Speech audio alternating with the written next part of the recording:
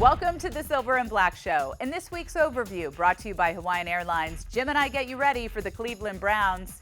We sit down with rookie Mo Hurst to talk about his first action in the NFL, and head coach John Gruden joins Chris Townsend to discuss some film.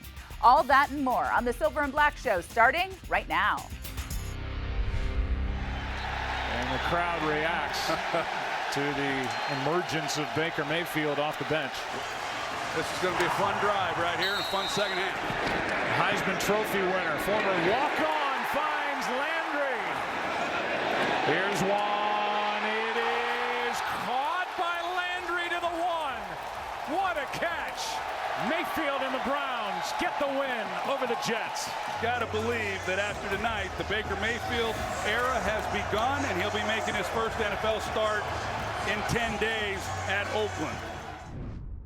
You couldn't ask for a better coming out party as a rookie. Welcome to the Silver and Black Show. I'm your host, Nicole Zalumis, alongside our two-time Super Bowl champion, Jim Plunkett. The Browns finally get a win. Baker Mayfield is the one to get the job done, and we'll talk about Baker coming up. But as an organization, for a team that hadn't won since December 14th, 2016, they were led by RG3 at the time.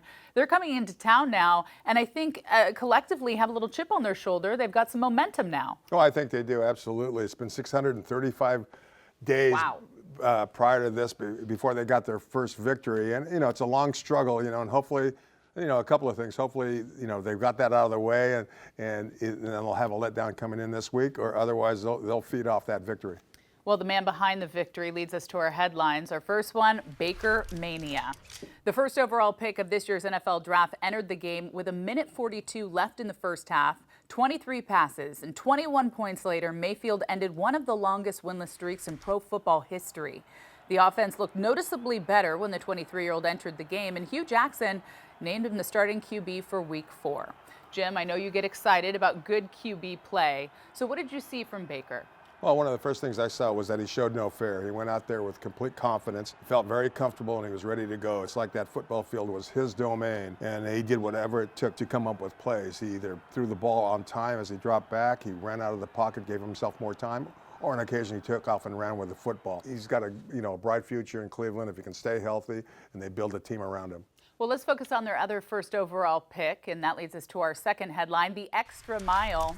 It's easy to forget the man Cleveland made the top choice in the 2017 NFL draft. Myles Garrett lost most of his rookie season to injury and now takes a back seat to the new and exciting quarterback. But he should not be overlooked. The 22-year-old already has 4 sacks through 3 games, giving him a total of 14 in just 12 starts. Jim, it seems like every week we're talking about a new pass rusher. With questions at right tackle, how do they slow him down? Well, like any great pass rusher, you're going to have to help the offensive tackle out, either with another lineman who can slide over and help, or with a back who might chip him and slow him down before he goes out on this route. Those are two of the best ways to handle, a great pass rusher. Slow him down, help with somebody else, give the quarterback more time to throw the football. Well, Cleveland isn't the only team that is seeing success from multiple players, and that leads us to our third headline, Spread the Wealth. Last Sunday marked the 3rd straight game for a Raiders receiving target to eclipse the century mark. Nelson's 6 receptions and 173 yards marked season highs and establishes yet another dynamic weapon for Carr. Jim, how important is it for a quarterback to have this arsenal of weapons and really spread the ball around like Carr's been doing? Yeah, I think it's very important to be able to go to different receivers in different situations. Jordy Nelson obviously had a big game last week. Jared Cook has had a big game earlier in the year. But one of the things they have to do is get the ball to, I think, Amari Cooper a little bit more. He's a big play guy. He can get the ball underneath and pick up yards. But throw down the field, put some pressure on those defensive backs, make them worried that somebody's going to go by them on each and every pass play that you have. And he's got some other guys who've come up big for him out of the backfield. The receivers are doing an excellent job in catching the football. So he's got a lot of choices, and hopefully, he'll make the right choice as he moves the ball down the field. Well, it's going to be a lot of fun to see who steps up Week 4 and who is featured in this Raiders offense against the Browns. Don't go anywhere. We're just warming up. A lot more to come on the Silver and Black Show. Quick pop over the middle. That is complete, and Jordy Nelson off to the races. 30, 20, 10, and out of bounds. Takes the snap, eyes the field, time, end zone, touchdown! And he goes back to Jordy Nelson. Why not? He's played well. He's done unbelievable things for us behind the scenes. And he's helping our quarterback as well, I think, with some of his experiences. But to make a long story short, it was good to see yesterday. Really good to see. All right, Coach, week 4 coming up against the Cleveland Browns. Good to be back home, Coliseum, Raider Nation. Yeah, finally. Seems like it's been a long time. We have had 2 tough road outings, but our team is playing hard. We're getting better. We're all hungry for a win. And one guy who had a big game in Miami was the veteran Jordy Nelson. I mean, he had 151 yards, I believe, receiving in the first half. He's a great player. We've been saying that for quite a bit. It didn't take us long. We used the shift here on the second play of the game, and we're really actually trying to throw the ball to Amari Cooper at the bottom of the screen or Marshawn Lynch swinging wide to his left. It's just great field vision by Derek Carr. He feels the blitz. He knows Jordy's running to the post. He senses the open window, makes a beautiful throw, and Jordy's running 21 miles per hour right here. They did this on a next-gen stat. That's fast. But the kid from Ohio State was running 22.5 miles an hour. It was a heck of a play to get us started early. But, again, the shift, we hear Miami's confusion. We know they're in a pressure defense. The play, again, is designed to throw the ball to Amari Cooper on the left side of the formation. But here comes Jordy screaming to the post. That's just a pinpoint throw by Carr. You can't do it much better than that. I mean, Jordy, you wonder, so many years in the league. I mean, he's still, as you've been 21 miles an hour. I mean, he showed you in this game, he still got it. Well, he had 2 catches for over 60 yards. Here we are later in the game, and we're in a trips formation here at the bottom of the screen. And we have a double under concept between LaFell and Amari at the bottom, but we're trying to isolate Jordy one-on-one at the top of the screen on a quick square in, and it's well thrown. And, it's a combination, really, of Jordy Nelson's versatility, being able to play in the slot, being able to play outside, and it's the quarterback being very accurate with the football. I mean, are you seeing that kind of connection between the quarterback and the receiver right now, between the two? I think we're coming together as an offense. In week 1, Jared Cook had 180 yards receiving. Week 2, Cooper had over 100 yards and 10 catches. And week 3, Jordy's almost up at 200 yards. So we need to get Martavis over 100 yards this week, and then we can say we're on to something. Let's go to the next play with him. I mean, such a huge day. Well, it is, and we need to come back. We need to win this football game with our offense in the fourth quarter.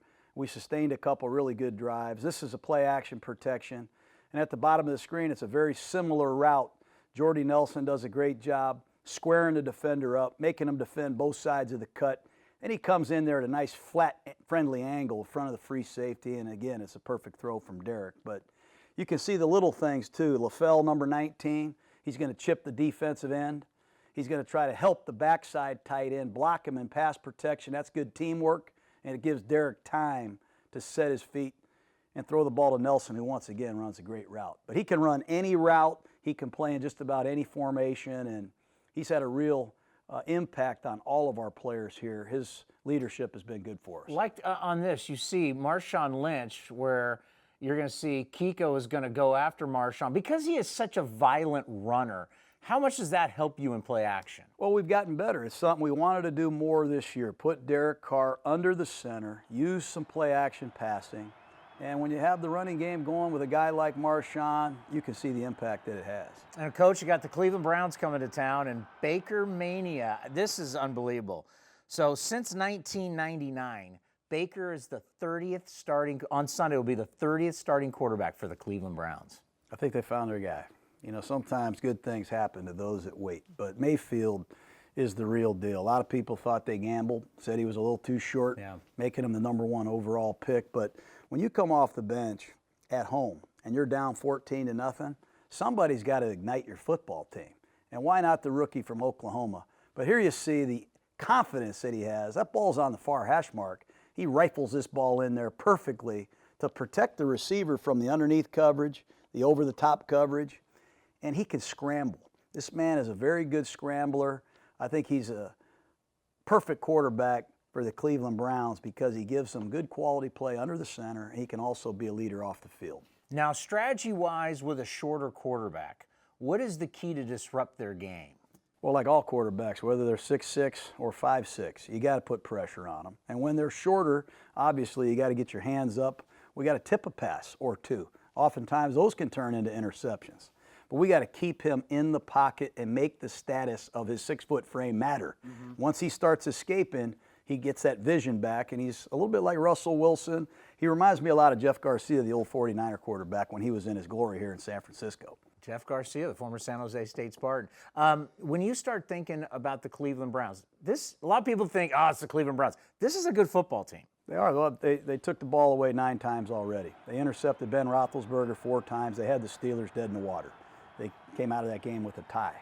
And anytime you go to New Orleans and hold Drew Brees and company to 3 points late in the third quarter, they get your attention. This is a very good team that's coming off a victory. They're 1-1-1. They've acquired a lot of good young players in the draft over the years, and they're starting to come through. And we haven't talked enough about your defense. When it comes to tackling, you're one of the best tackling football teams, second fewest missed tackles in all of football.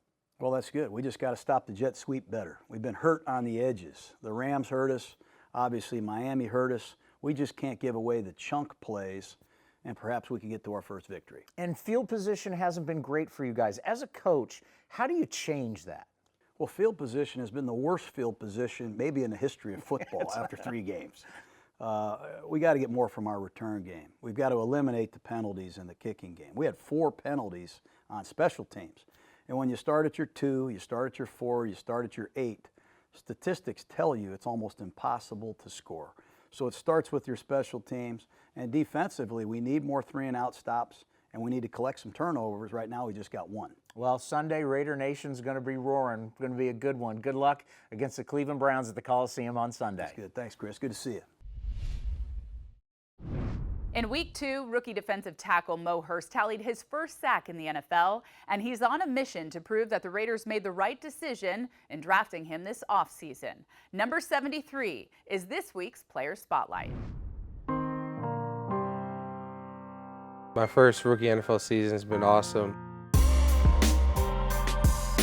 The transition from college to pros has been a little bit difficult. The speed is a lot faster and the offensive linemen are a lot bigger, a lot stronger, but it's been a good experience for me just to get more playing time and getting used to that difference in speed and strength and be a disruptive force in our defense, and that's something that I'm trying to become as quickly as possible and trying to have more of an impact as these games go on.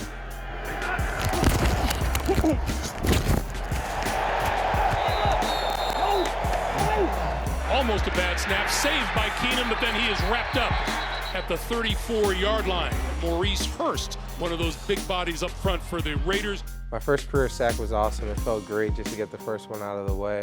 Coach just called a great call, and I was able to rush off the edge and get a sack. I just wanted to get another one. That's what I was thinking about after that, was just how am I going to get this next one. We've been off to a kind of rough start, so just keeping positive and just keep buying into what the coaches are preaching, and Coach Gruden and Coach Gunther and Coach Turkovac just trying to keep trying to get better and keep trying to find ways to finish these games out and close these games, and just buy into what we're trying to do and what we're trying to accomplish. All right, here we go. Remember, we watched the film of this the other day, nice and tight on the rip move, right? Okay, here we go. Tight with you, tight with that rip. There you go, good. Turn. Very nice. Good job, very nice. Coach Turkovac's coached some great guys in the NFL, and he just got here from Green Bay, and he had some great defensive linemen in Kenny Clark and Mike Daniels. So I've been watching those guys for a long time, and getting to be able to coach from the guy that had them since they were rookies just speaks volumes to his attention to detail and the way that he coaches D-line and what his expectations are for his D-lineman and how he develops them. I'm going to cut you off now. I'm going to scoop you. PJ, set, head. Go good. When we got drafted all together, it was me, Arden, and PJ, and you could see that they definitely placed an emphasis on not only defense, but defensive line. That gave us high expectations, and we're trying to fulfill those expectations as much as we can every single day. We'll rush 5, and they'll get to Hundley, and down he goes.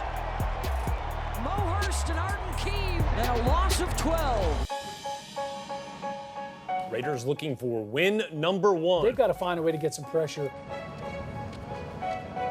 There's a ton of pressure on us every single game, trying to make sure that we get this win, especially against the Browns.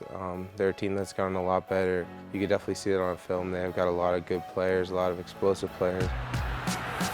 Carlos Hyde's a very north-south runner, and just trying to make sure that he doesn't get any creases to gash us with, and try to get him to run lateral as much as possible. Baker Mayfield's a great athlete and great player. I mean, he's a Heisman Trophy winner and threw for outrageous video game numbers while he was in college. So just trying to contain him and try to make sure that we're rattling him a little bit. I mean, it's a new step to the NFL for him. So in his first start, I'm sure he's going to be eager to play, but we're just going to have to try to bring him down as much as we can. I mean, I have high expectations for us, so every single day just making sure that we're honing in on each and every game, and then just personally just trying to play as well as I can and try to lead the defense by example.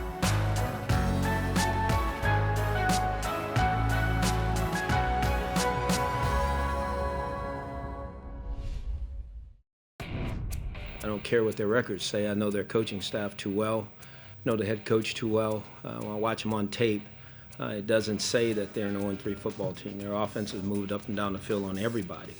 Their defense has slowed everybody down.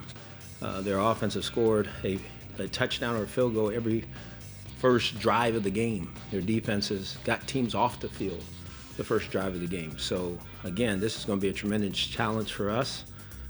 Going into the black hole, and we got to stay focused and go play a good football game. Anytime you play on the road, it's a great opportunity to see what your team's made of.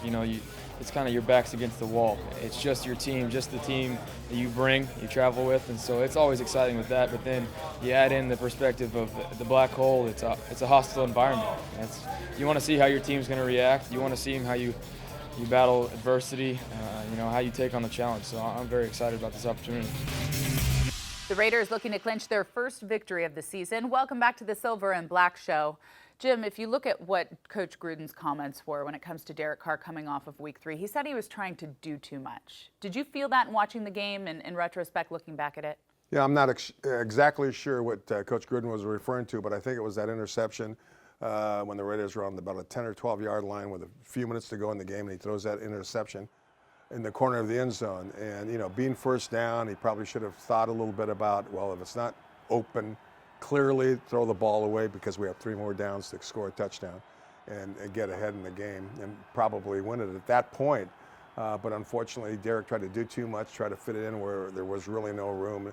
Consequently, it turned into an interception. They got the ball back. Guy had a long run right after that and really closed the game. So obviously, you've got to think, you've got to be smart up there. As a quarterback, we all make mistakes, but hopefully you learn from them, and next time that won't happen. I obviously didn't play the position like you did, but it feels to me as if he is pressing. You go back to 2016 where it was just clicking for him.